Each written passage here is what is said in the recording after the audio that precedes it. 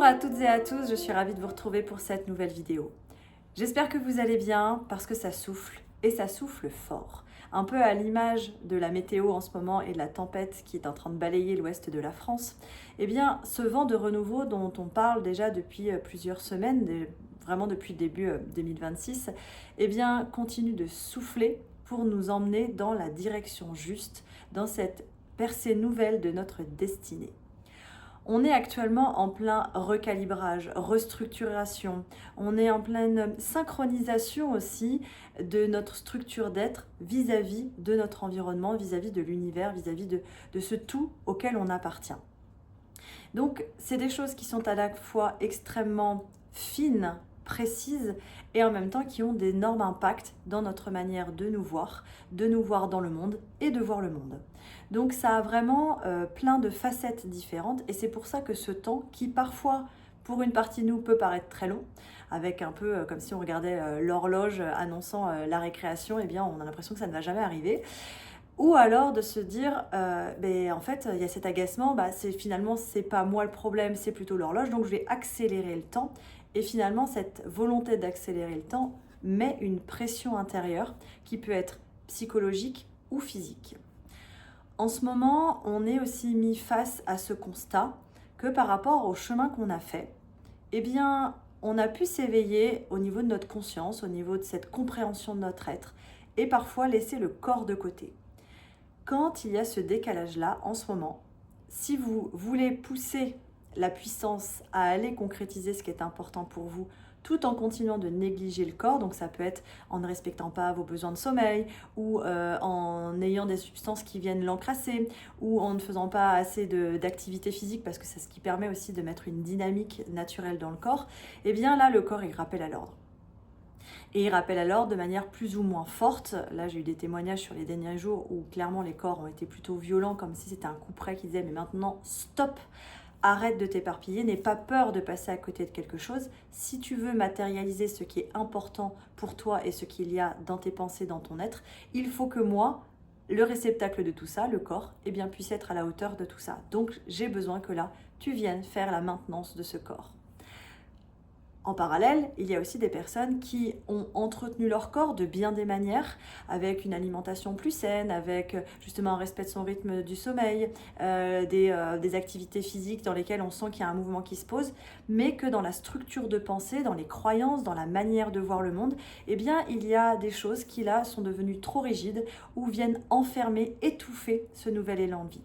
Et là, dans ces cas-là, on peut être plutôt dans une saturation psychique, psychologique, à faire retourner aussi cette vapeur à l'intérieur de soi, à se dire mais en fait c'est moi le problème, et finalement d'être vraiment dans un cercle de dévalorisation parce que justement on n'arrive pas à voir la clé là où parfois notre guidance a pu nous emmener sur certains chemins. Là on a l'impression parfois même d'être abandonné par notre propre guidance. Donc en fait ce n'est ni l'un ni l'autre, c'est bel et bien l'alchimie des deux. On est invité à autant être dans un bien-être psychologique, psychique que physique. Et s'il y a un des sujets justement sur lesquels ce n'est pas le cas, c'est bien là où vous êtes invité à constater les fonctionnements que vous avez qui ne fonctionnent plus avec ce qui est en train d'émerger. On est en train aussi de se dépouiller des pressions qu'on peut se mettre à atteindre des objectifs, parce que finalement être en paix à l'intérieur de soi peut être un objectif qui génère énormément de pression, parce qu'on a un idéal, on court après une idée de ce que c'est que la paix intérieure, alors que la paix n'est pas un objectif à atteindre mais un état d'être quand on est à l'équilibre. Et par rapport au corps, pareil, je serais mieux si je faisais tant de kilos de moins, ou si j'avais plus de muscles, ou si... Et en fait, à courir après des objectifs qui font qu'à un moment, le corps aussi sature. Donc là, ça se dépouille. Et c'est vraiment l'alchimie des deux.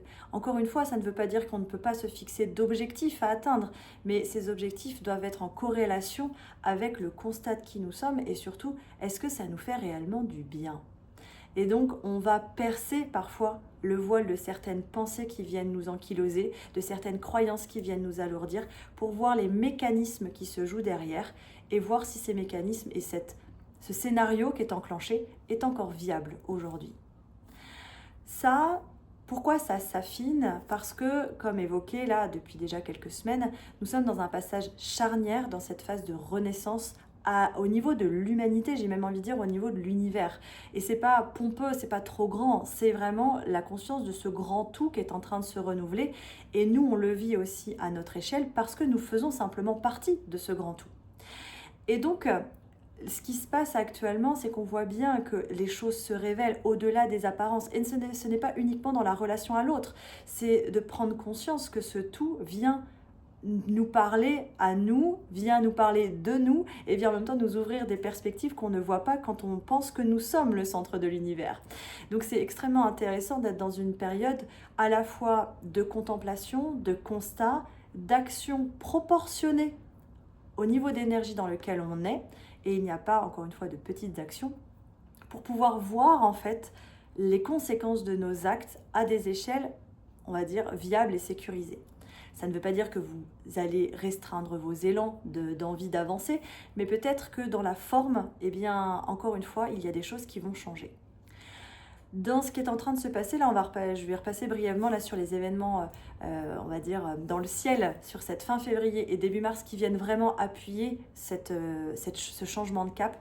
Je ne peux pas m'empêcher d'être émerveillée de cette synchronicité d'événements orchestrés qui viennent bien au-delà de nous-mêmes, mais qui viennent finalement baliser la nouvelle direction que nous sommes en train de prendre. Et ça, on peut pas passer à côté. Même si, à notre échelle individuelle, eh bien, il peut y avoir des choses qui peuvent être à la fois très fluides et des choses aussi très complexes. Parce que c'est là où notre terrain de jeu reflète ce que nous sommes invités à rencontrer. Donc, dans ce qui est en train de se jouer actuellement, les dates clés qui arrivent là. Donc, samedi 14 février, jour de la Saint-Valentin, certes c'est une fête plutôt à dominante commerciale, mais cette date a quand même une effluve particulière autour justement de l'énergie de l'amour. Et en plus, cette année, on a Vénus qui est en Poisson, donc qui vient apporter aussi de la douceur, d'une forme de romantisme en fait à cette Saint-Valentin. Mais l'événement majeur de ce jour-là, c'est plutôt Saturne qui rentre en Bélier. Saturne, maître du karma, roi de la structure, vient entamer un nouveau cycle dans cette roue zodiacale. Donc, il repart sur une nouvelle page blanche quelque part. Mais cette page blanche, elle ne vole pas dans le vent, elle est raccrochée au chapitre précédent. Donc, Saturne en Bélier vient nous inviter finalement à rentrer dans une connaissance encore plus fine, plus profonde de qui l'on est, de nos fonctionnements, de nos engrenages intérieurs, justement pour continuer la suite de notre évolution, de notre expansion.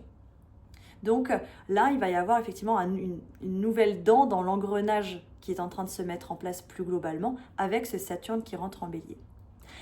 Quelques jours après, le 17 février, nous avons la nouvelle lune en Verseau.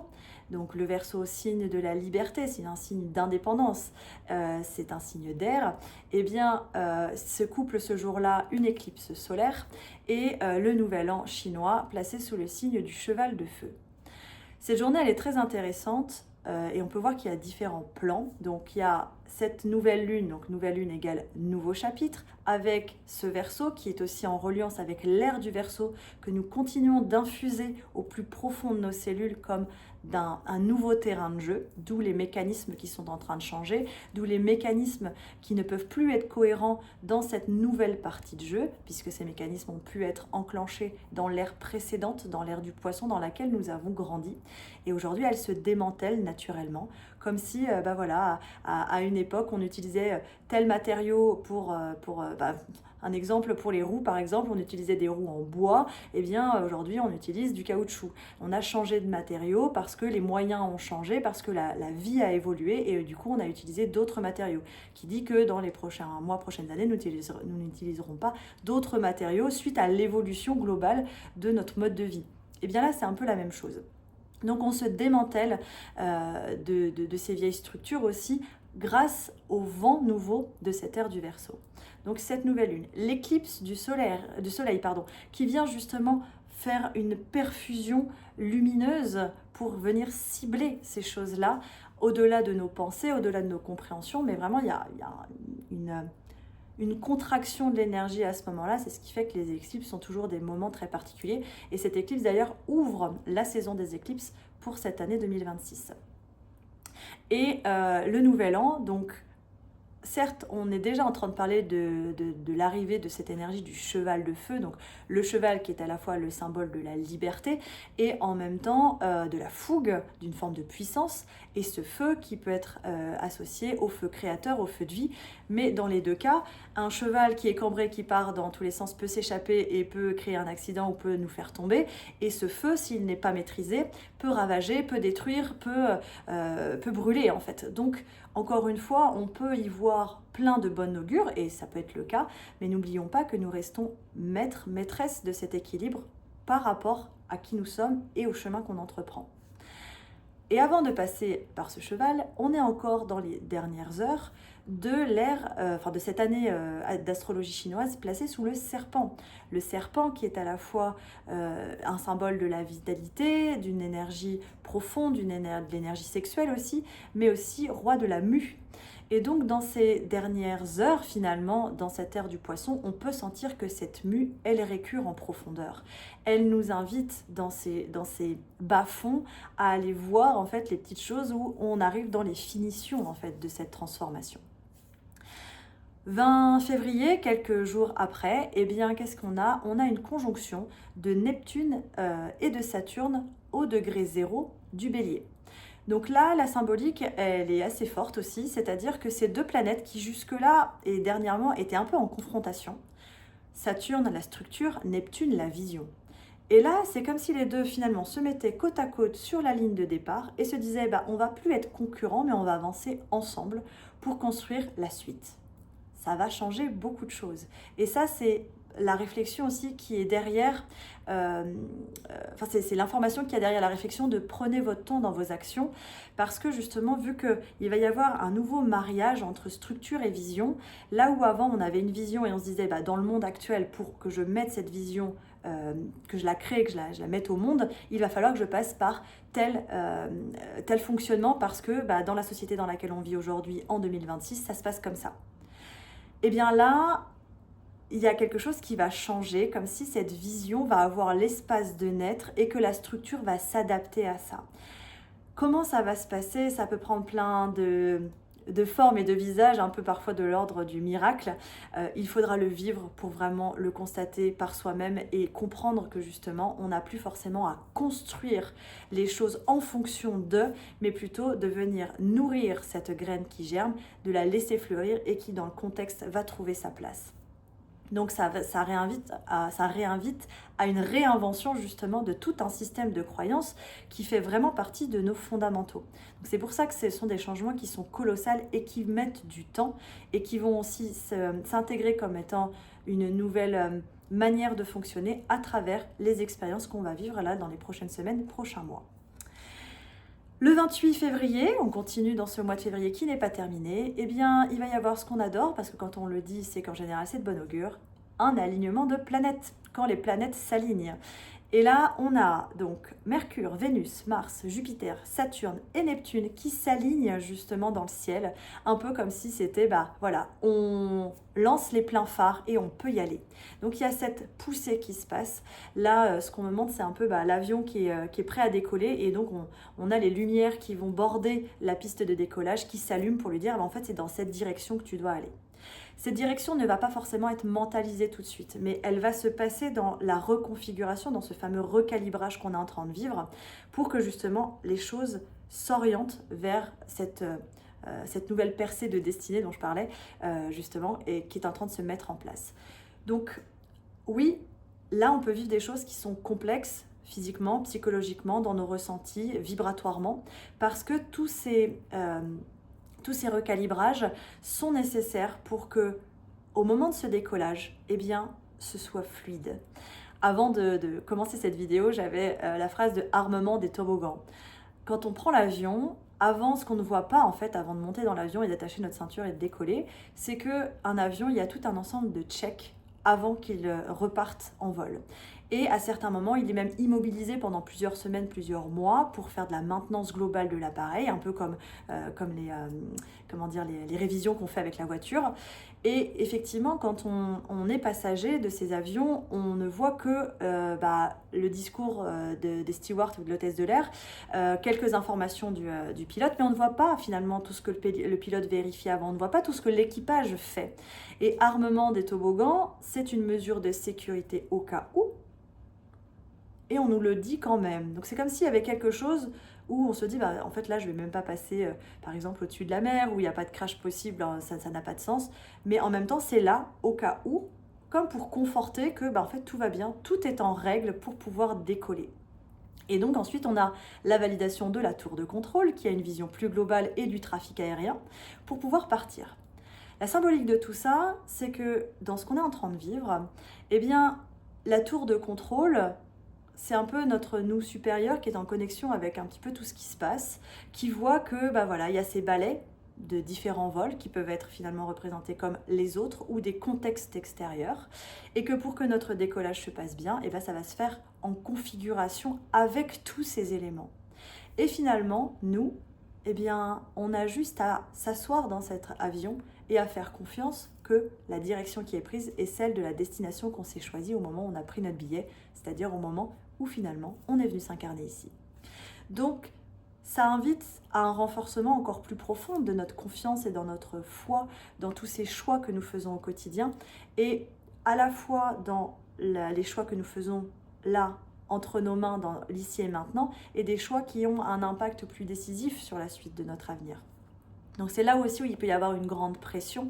Et en fait, on vient nous rappeler que nous avons de plus en plus conscience justement de notre multidimension, ce qui crée ces paradoxes à l'intérieur de nous, de regarder justement cette aiguille sur l'horloge qui n'avance pas assez vite. Ça, c'est finalement quand on est vraiment en connexion avec le souffle de notre âme qui, elle, est quantique, donc non soumise au temps et à l'espace. Donc le fait d'être soumis au temps n'a pas de sens, ce qui peut créer cet empressement. Le fait d'être sur cette ligne-là temporelle et parfois de se dire, en fait, à quoi ça sert? Je n'ai pas la vision, je ne vois pas. Mais en fait, c'est là où tout est concentré. Et puis, en fait, ces aspirations à l'intérieur où on peut aussi se sentir en paix, même si on ne sait pas pourquoi et on ne comprend absolument pas ce qui se passe. Donc, on voit bien qu'il y a plein de dimensions, et ça, ce ne sont que des exemples, donc d'imbrication, d'intrication de ces différents espaces, de ces différentes lignes du temps qui nous composent et qui là se révèlent. D'où l'importance de revenir à notre point zéro, à notre point d'équilibre, avec tout ce qui est entre nos mains actuellement, justement pour passer ce cap dans les meilleures conditions. Cette énergie, elle vient vraiment se contracter parce que justement ce sont les contractions avant la naissance. Nous ne sommes pas encore nés, nous sommes encore dans le tunnel et il se passe plein de choses qu'on ne voit pas quand un bébé va arriver au monde. Eh bien, on est bien là-dedans. On ne voit pas tout, on ne sait pas tout, mais on sait que le processus est entre de bonnes mains. Dernier élément qui arrivera début mars aussi, donc le 2-3 mars, on aura l'éclipse lunaire qui sera aussi mêlée avec la pleine lune en Vierge. La Vierge qui est un signe par définition qui aime ordonner, qui est un signe qui est relié aussi à tout ce qui est de l'ordre de la maison, du foyer. Donc c'est comme si ça va enclencher cette pleine lune aussi, à la fois des trifinaux, mais en même temps une réorganisation intérieure de notre foyer dans ce renouveau qui est en train de se mettre en place au fur et à mesure. Ça fait pas rien quand même. Juste, alors avant, je vais vous proposer quelque chose d'un petit peu qui change par rapport à d'habitude, par rapport à quelques messages. Juste que je voulais préciser, pour ceux et celles que ça intéresse, donc oui, il y aura les rendez-vous collectifs. Les prochains sont justement le 17 février, au moment de la nouvelle lune en Verseau, avec les énergies de cette éclipse et les énergies de ce nouvel an chinois au milieu de cette configuration astrologique. Et la prochaine sera justement au moment de la pleine lune en Vierge, le 3 mars. Les deux sont à 19h30 en Zoom, en direct. Si vous souhaitez y participer, je vous mets toutes les informations en pièce jointe. Et si vous souhaitez aussi un accompagnement individuel, vous pouvez retrouver les informations sur mon site. Ce que je voulais vous proposer avant de faire la petite canalisation, c'est un message ciblé, un peu plus ciblé parce que souvent dans mes vidéos, même si ça vous parle individuellement, je parle vraiment de quelque chose de l'ordre du collectif, de l'ordre du global, parce que dans ces vidéos, on ne peut pas être dans des cas individuels, même si ça fait écho chez vous, voilà, chaque personne vit ces choses-là de manière propre, du fait de son chemin, du fait de son histoire et du fait de justement de sa destinée. Ce que je vous propose, je vais vous montrer 2 cartes. Hop. Alors, sur 2 jeux différents.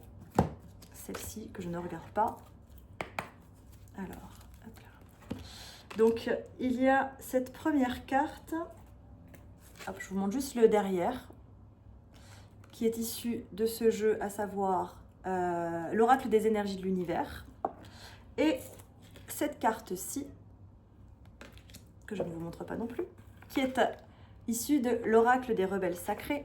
Donc je vous invite à choisir une ou l'autre des 2 cartes en fonction de ce que ce dos de carte vous a fait ressentir. Si les 2 vous appellent et vous ne savez pas pourquoi et vous n'avez pas envie de choisir, les 2 peuvent être viables. Et justement, je vais vous transmettre les messages un peu plus ciblés par rapport à ce que vous avez choisi. Donc cette première carte, celle des énergies de l'univers, c'est le silence et la neige. Alors là, ce qu'on me dit, c'est que les personnes qui ont choisi ces cartes-là, dans une partie de votre fonctionnement actuellement, vous pouvez être justement dans quelque chose d'arrêté, de ralenti, justement comme quand il a neigé la nuit et qu'en fait le paysage est gelé, qu'en fait les gens ne peuvent pas aller au travail, donc il y a ce silence. Il y a vraiment, on me dit, faites confiance à cette partie-là, même si elle est déstabilisante par rapport à la tête qui a envie de savoir, qui a envie d'avancer, qui sent que c'est trop long, qui sent que ça n'avance pas, qui se demande s'il va avoir assez de réserve en fait justement pour pouvoir passer cette étape-là. Accueillez ce silence parce que ce silence vient vous parler, vient vous éclairer. Là, je vois, il y a le soleil qui est en train de percer sur mon visage, comme si ça allait vous permettre d'avoir une plus grande clarté dans ce silence. Parce que là, probablement qu'il y a beaucoup d'agitation au niveau du mental, beaucoup de sollicitations peut-être extérieures ou des contraintes ou des engagements que vous avez, mais qui viennent vous empêcher d'écouter ce silence. Et il est possible que vous vivez une période où la vie là vous met dans le silence d'une manière ou d'une autre et vous invite à être dans ce recueillement qui est un recueillement un peu comme si vous alliez dans un lieu saint pour vous poser, pour prier, pour ressentir et c'est vraiment important pour la suite mais ne pensez pas que pour autant vous êtes mis de côté ou abandonné ou laissé pour compte dans ce processus-là, même si vous avez la sensation que ça dure dans le temps. Ça, c'était le premier message. Deuxième message, donc c'est la carte des rebelles sacrés. Et c'est elle sait, elle sent. Elle sent, elle sait, pardon. Là, on voit en fait dans le dessin aussi que, alors on pourrait croire que c'est un œil au beurre noir, mais on peut aussi imaginer que c'est beaucoup de fatigue. Il y a beaucoup de fatigue là par rapport à des mécanismes qui continuent de perdurer mais qui ne vous conviennent plus. Et en fait, il y a vraiment une invitation à faire confiance à ce que vous ressentez. On me dit il y a encore beaucoup de moments ou de situations où vous savez ce qui est bon pour vous, mais vu que c'est en contradiction avec ce que votre tête sait, eh bien c'est encore la tête qui gagne et du coup vous avez l'impression de récolter les mauvais grains ou d'être vraiment de pas réussir à obtenir ce que vous valez. Et ce que vous voulez aussi, c'est pas un lapsus. Donc en fait, en reconnaissant vraiment ce « je sais », même si ça déjoue toutes vos circuits de croyances, eh bien justement, rencontrez ce « je sais » et suivez cette guidance-là au fond de vous pour que les actes soient en cohérence, même si ce sont des actes inédits. Si vous ne savez pas comment clarifier ce ressenti, eh bien ça ramène à aussi ce ralenti d'écoute. Mais vous voyez là, il y a une forme de caresse de cette plume de pan qui vient adoucir parce que ça vient aussi guérir pas mal de heurts du passé où là on montre des enfants qui en fait arrivent avec une spontanéité parce qu'ils sont dans un élan du cœur et en face soit c'est pas le moment, soit il y a un côté on rabat ou on va dénigrer ou on va minimiser alors que c'était important pour cet enfant et en fait ça crée une blessure et ça crée justement une dévalorisation de la compréhension et de ce je sais parce que ce qu'on reçoit d'extérieur à ce moment-là a une forme de violence qui vient entraver l'amour et la beauté qui allaient dans l'autre sens. Et vu que dans nos premières parties de vie, dans cette ère du poisson, ce qui venait de l'extérieur avait finalement un poids plus important que ce qu'on ressentait à l'intérieur, on mettait nos ressentis dans un deuxième plan, eh bien, la sensibilité de nos êtres, de ces âmes qui savaient qu'ils allaient vivre ce passage entre ces deux ères, eh bien, a engrammé ça dans notre humanité et aussi à travers l'héritage de nos familles comme étant la vérité, comme le seul chemin possible. Et là, dans cette ère du Verseau, on nous rappelle, regarde, cet élan de spontanéité, cet élan d'amour, cet élan de beauté qui fait qui tu es, même si à ce moment-là, eh bien, sur cette flamme, on a remis une cloche et ça a éteint cette bougie, cette flamme n'est pas morte, au contraire, et aujourd'hui il est temps qu'au nom de toi, au nom de ton chemin, tu puisses t'en rappeler et tu puisses la faire briller. Voilà ce qu'elle vient dire. Ça viendra faire regagner un élan d'énergie, ça viendra redonner aussi du sourire, de la joie, de l'apaisement, pas dans une excitation, mais dans quelque chose de très apaisé, de très profond et de très viable aussi dans la suite du chemin.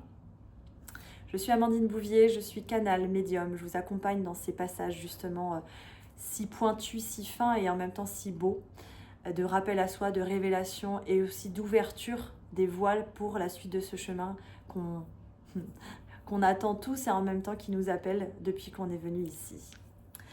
Je vous invite à vous installer assis, allongé, comme ça vous plaît, mais surtout à rentrer dans un moment de recueillement pour recevoir ces quelques messages canalisés. Prends le temps de souffler dans cette tempête de bourrasque qui pourrait révéler des tourments oubliés. Prends le temps car justement ces tourments qui se rappellent à toi viennent te montrer qu'aujourd'hui tu as grandi, tu sais, et que tu peux te faire confiance dans cette nouvelle avancée.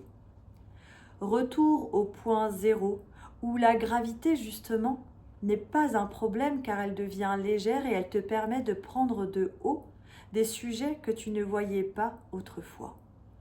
Prise de hauteur pour que justement tu puisses écouter désormais plus clairement les élans de ton cœur, mais vois à quel point certains voiles sont venus le protéger car dans sa sensibilité par le passé il a été heurté. N'aie pas honte de toi, cela ne veut pas dire que tu n'as pas avancé avec lui et qu'il n'a jamais été là. Mais aujourd'hui, tu vois, il vient se dépouiller, tel le bourgeon protégé, pour que l'éclosion puisse continuer d'avancer. Alors oui, tu peux rester sous ta couette à vouloir dormir, mais tu l'entends, tu le sais, le coq a chanté, le soleil est en train de briller et la couette vient à être retirée car il t'est demandé de te lever.